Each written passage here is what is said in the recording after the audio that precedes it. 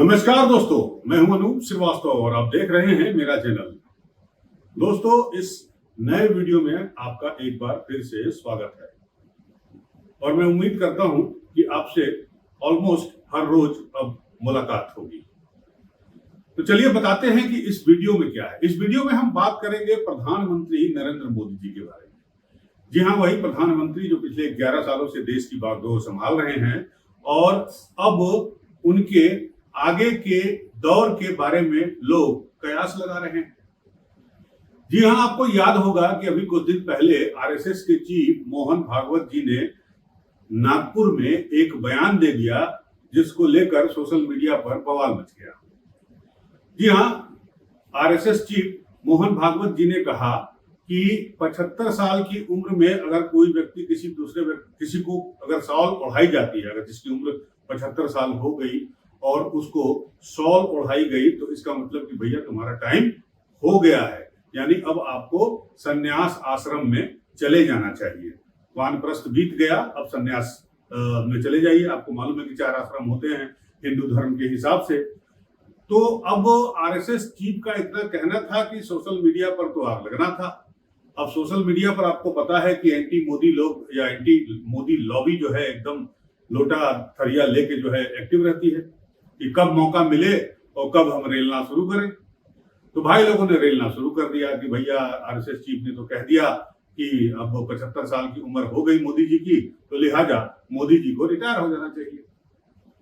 अब मोदी जी ने ही ये नियम भी बनाया है। ये भी लोग कह रहे हैं कि मोदी जी जब प्रधानमंत्री बने तो उन्होंने 75 साल का उम्र का रिटायरमेंट का नियम बनाया और उसमें जो है बहुत सारे दिग्गज नेता है उनको बाहर का रास्ता दिखाया। अब नाम तो आपको पता ही होंगे, उसमें कुछ बताने की जरूरत तो है नहीं। तो अब लोग कह रहे हैं कि जो काम उन लोगों के साथ किया गया, अब एक बार मैं नाम ले लेता हूँ, मुरली मनोहर जोशी जी, लाल कृष्ण आडवाणी जी, यशवंत सिन्हा जी जैसे लोगों के साथ जैसा कुछ किया गया, उसी तरह मोदी को भी अब उसको फॉलो करना चाहिए। लेकिन कहने वाले ये भूल जाते हैं कि इस तरह का भाजपा में कोई लिखित संविधान नहीं है। पार्टी का संविधान में इस तरह की बात नहीं लिखी गई है। ये एक मौखिक बात थी जिसका उस वक्त अनुपालन किया गया, क्योंकि उस वक्त जो नेता बाहर किए गए वो अब उतने उपयोगी नहीं रह गए थे और उनकी स्वास्थ्य संबंधी समस्याएं भी सामने थी। अब कुछ लोग कह सकते हैं कि भाई वो कुछ, ये तो कहने की बात है, अभी वो लोग ठीक ठाक थे, सब कुछ था और मोदी जी ने अपनी वजह से जो है उनको बाहर कर दिया। बहरहाल वापस लौटते हैं मोदी जी पर। अब मोदी जी के बारे में लोग ये चर्चा उड़ाना शुरू कर दिए कि मोदी जी को रिटायर हो जाना चाहिए। क्या मोदी जी नियम का पालन करेंगे, नहीं करेंगे, क्या करेंगे? तो सवाल है भैया कि अगर मोदी जी रिटायरमेंट ले लेंगे, अभी तो इसी मुझे लगता है कि अगले महीने वो 75 साल के हो जाएंगे। अगला चुनाव जो है 2029 में होना है। अब 2029 तक तो प्रधानमंत्री बने रहेंगे ना, कि तो आप चाहते हैं कि 2029 के पहले 27 में वो रिटायर हो जाए या छोड़ दे। लेकिन क्या ये मुमकिन है बीजेपी के लिए कि मोदी जैसा करिश्माई व्यक्तित्व जो है वो पार्टी छोड़ दे? अभी इसी साल छोड़ दे या 2 साल के बाद छोड़ दे, अगर वो स्वस्थ है, एक्टिव है, सब कुछ है, सक्षम है तब।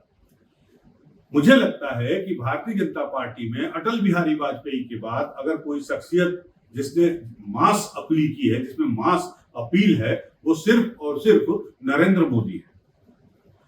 अब नरेंद्र मोदी को क्यों रिटायर होना चाहिए, इस पे भी बात करेंगे, और नरेंद्र मोदी को क्यों रिटायर नहीं होना चाहिए, इस पे भी बात करेंगे। आप हमारे साथ बने रहिए। तो दोस्तों, बहस छिड़ी हुई है कि प्रधानमंत्री नरेंद्र मोदी को अब रिटायरमेंट ले लेना चाहिए या पार्टी को उनको रिटायर कर देना चाहिए, आरएसएस की बात मान लेना चाहिए। लेकिन मैं पूछता हूं कि है कौन आप लोग जो भी मोदी के रिटायरमेंट की बात कह रहे हैं या मांग रहे हैं? वो आखिर हैं कौन? उनकी क्या हैसियत है? क्या आरएसएस हमारा देश चला रहा है? नहीं, देश तो हमारे प्रधानमंत्री चला रहे हैं, प्रधानमंत्री कार्यालय चला रहा है। तो प्रधानमंत्री को रिटायर होना चाहिए इसलिए कि वो 75 साल के हो गए। प्रधानमंत्री को रिटायर होना चाहिए इसलिए क्योंकि उन्होंने जो है जब प्रधानमंत्री बने तो जो बुजुर्ग थे उनको दर्शक मंडल में शामिल कर दिया। प्रधानमंत्री को रिटायर इसलिए होना चाहिए कि अब वो अक्षम हो गए हैं या सार्वजनिक तौर पर, सार्वजनिक जगहों पर, सार्वजनिक मंच पर कुछ इस तरह की हरकतें कर रहे हैं जैसे उन्हें किसी स्वास्थ्य संबंधी कोई प्रॉब्लम है, जैसा कि आप अक्सर देखते हैं बिहार के मुख्यमंत्री नीतीश कुमार के बारे में। अब नीतीश कुमार के बारे में तो कोई रिटायरमेंट की बात नहीं करता है, जबकि सार्वजनिक मंच पर उन्होंने कई बार कुछ ऐसी हरकतें की हैं जो आम लोगों के हिसाब से एक मुख्यमंत्री होते हुए ऐसा नहीं करना चाहिए उनको। अब लोगों ने उड़ाना शुरू कर दिया, जैसे लोग कहते हैं उनके विपक्षी की वो अचेत हैं, कोई कहता है उनको दबा दिया जा रहा है, कोई कहता है कि वो किसी के दबाव में है, कोई कहता है कि वो होश में नहीं है, बेहोश है। तमाम तरह की बातें उनके बारे में कहते हैं, लेकिन कोई ये नहीं कहता कि हाँ इनको रिटायर कर दीजिए।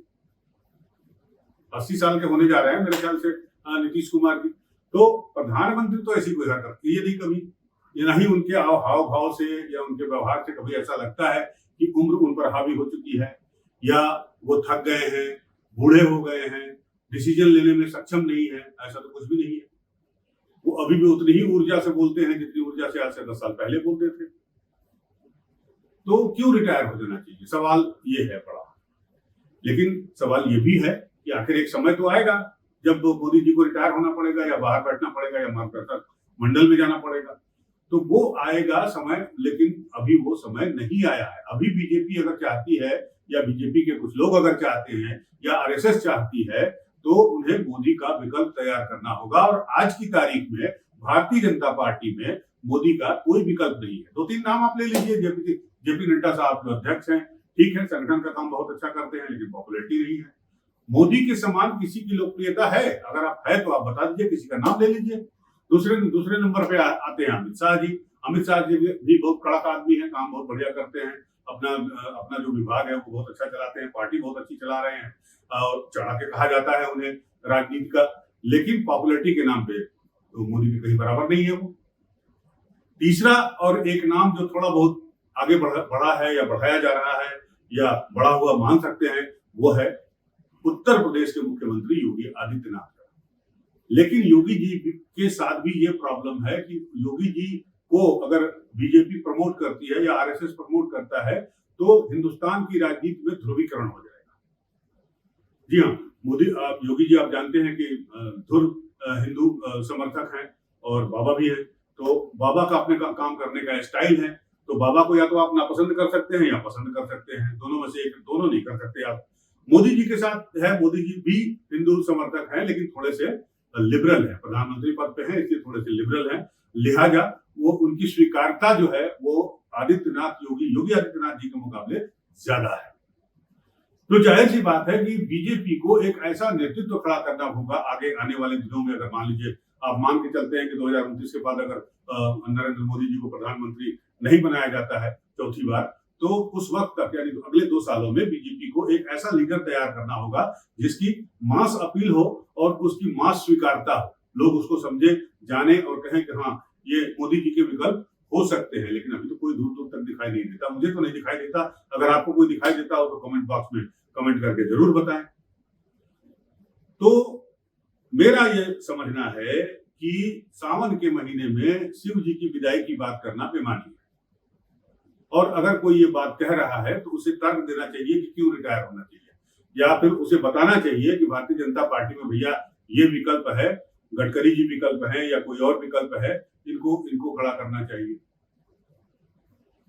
तो मुझे लगता है कि मोदी जी जब तक एक्टिव है, मोदी जी का दिल और दिमाग जब तक चल रहा है, बहुत अच्छे से चल रहा है, तब तक ये प्रश्न ही बेमानी है, ये सवाल ही नाजायज है कि उनको रिटायर हो जाना चाहिए, उनको मार्गदर्शक मंडल में शामिल हो जाना चाहिए, उनको पार्टी का सलाहकार हो जाना चाहिए।